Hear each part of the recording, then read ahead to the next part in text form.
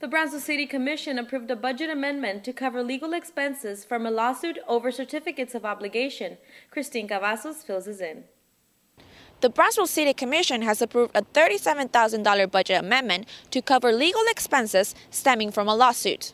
On August 9, 2010, the city was stopped from issuing $2.4 million in certificates of obligation after a group of residents filed a lawsuit. The Commission was going to issue the certificates of obligation to pay for police vehicles, traffic control devices, ambulances, landfill equipment, traffic vehicles, landfill improvements, and landfill engineering. Because of the lawsuit, the city was not able to approve the issuance of the certificates of obligation. Finance Director Pete Gonzalez told the Commission at its meeting last Tuesday that the city was also not able to lock in low interest rates during the period when the COs were going to be issued. The Commission also authorized the issuance of $375,000 in tax notes for various public improvements.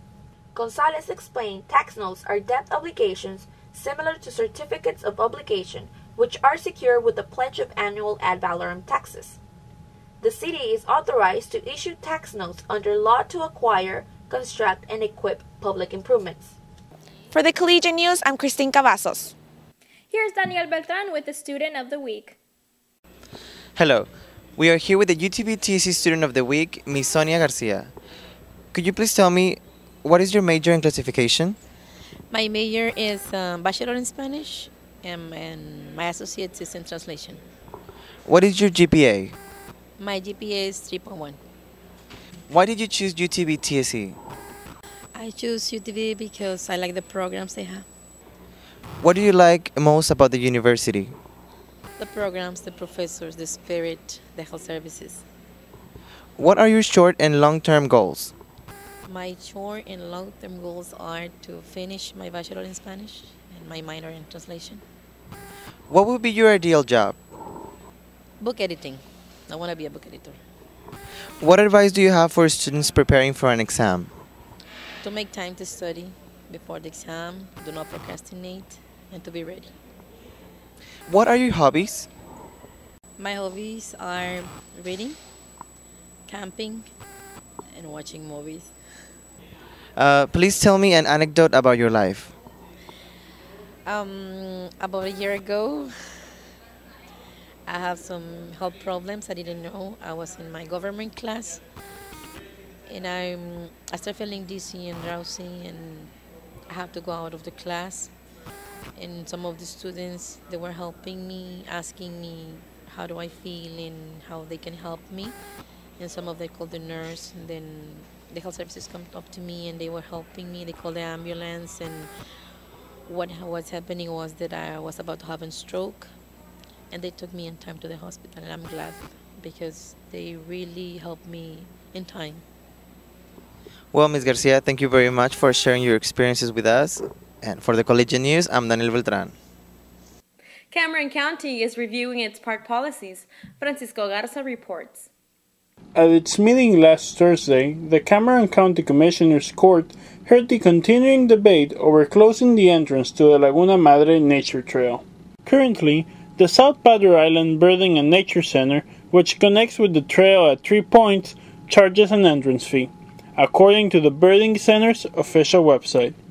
The Laguna Madre Nature Trail's only entrance is located next to the South Padre Island Convention Center. Admission to the trail is free.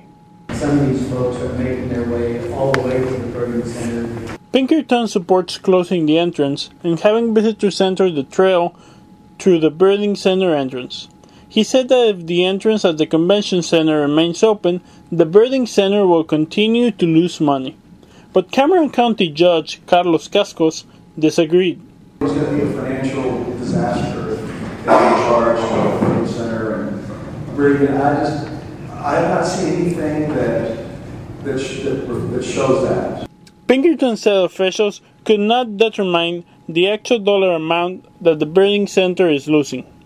Opponents of closing the Convention Center entrance to the Nature Trail say people have been using those boardwalks for free since 1992.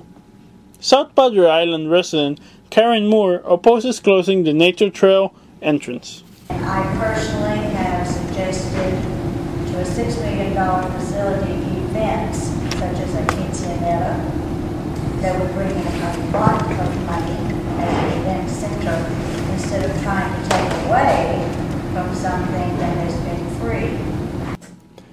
The court tabled the item. In other business, the court recognized longtime Harlingen resident Antonio Lima, who turned 100 on January 17. The penguin plunge is a new rage for scorpions. Carlos Solitaire takes us there. UTB TSC students braved the 50-degree temperature last Thursday as they participated in the first penguin plunge held at the rec center. Freshman Jaime Martinez kicked off the event as the first plunger in the rec center pool. Kirsten Velasquez, a junior biology major and campus recreation employee, donned the penguin costume and hyped up the crowd. I really enjoyed the music. It was fun.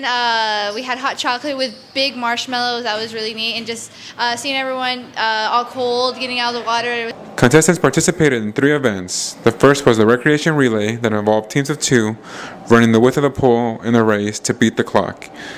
The second was the competition relay, in which participants raced across the length of the pool and back to beat the best time. 2 competitors were only able to complete the first half of the race and were fished out by the lifeguards. The final event was the penguin plunge. For the Collegian News, I am Carlos Solitaire. Well, that's the news for the week. Thank you for joining us and tune in next time. I'm Melissa Ramirez. And I'm Clady Casada. Have a great day.